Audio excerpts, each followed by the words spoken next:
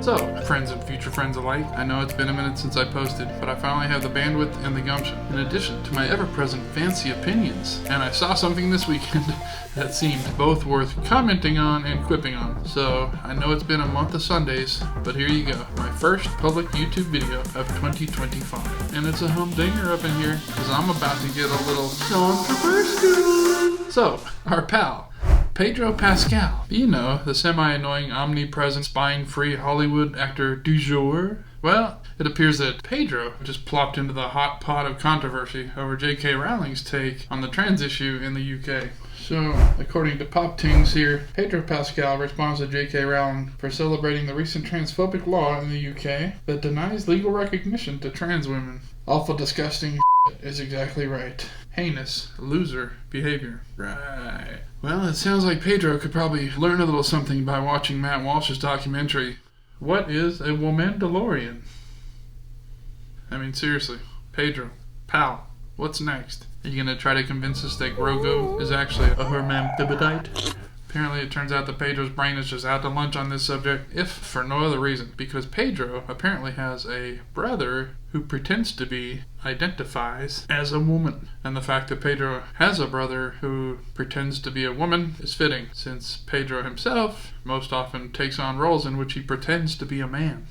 I'd call it stupidity, but honestly, how stupid can you get and still breathe? When the stupidity and the ignoring of science and biology gets to this level of absurdity, it's no longer just stupidity. At this point, it's crossed over into deception, plain and simple. And personally, I think it's demonic. There's no rational, logical explanation for how otherwise sane and stable people, with eyeballs connected to functioning brains, can deny facts, science, biology, and created universally observable reality. That they can deny all of that to this degree, to throw their lot in with the idea that supposedly somehow some human beings are born in the wrong body. To me, that's nothing short of demonic deception. I promise you, the devil is glad to convince you that there's either not a God at all, of course, or if you're going to believe in God, then he's going to do his hateful best to get people to doubt and deny their actual God-given identity, even down to the previously indisputable, nearly universal, historically understood basics of gender and biology. But see, there is a God, and God doesn't make mistakes. Does that mean there isn't sin and brokenness? People born with defects and deformities, missing limbs, conjoined twins, countless aberrations and variations of physical deviations, a variety of abnormal or undesirable issues that makes these folks no less valuable, of course. But there's never, ever been a person born in the wrong body, place, or time. There's only 2 sets of chromosomes, and I believe science has established this long beyond all doubt. XX and XY. XX being chicks, XY being dudes. Done. There's never been a person born in the opposite sex or confusing mix of male and female to the extent that they, for example, could theoretically impregnate themselves and give birth. That's up there with pure fantasy. Super pure fantasy. There's only been one miraculous virgin birth,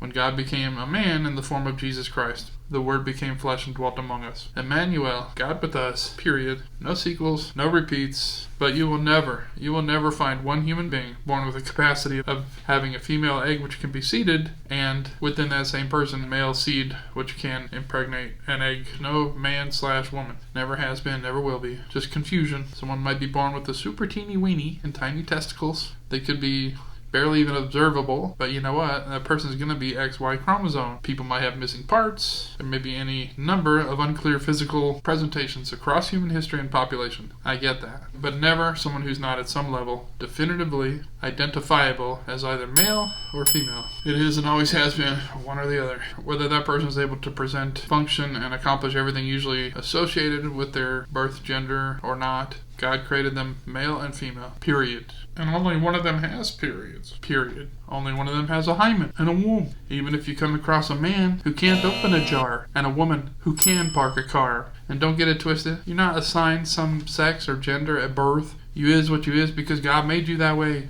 He knew you before he formed you in your mother's womb. And yes, mother means female adult human being only. And yes, I'm using the term sex and gender interchangeably, because those are interchangeable. Boys becoming girls and girls becoming boys is not. The gender and sex of a person are not. If a guy, male, is born with uncanny characteristics that resemble that of a female, if he's XY, he's a guy. No ifs, ands, or buts. Thankfully, this is one of life's objectively irrefutable, undeniable realities. It's not up for debate. It's like the law of gravity, scientifically observable and verifiable fact. It's long been established. Count it as fact and move on to issues that are actually controvertible or debatable. Everything else is imagination, delusion, or, as I said, deception. You're welcome. Don't forget to have a good day. If you're interested in more that I have to say on the subject of transgender, check out this video.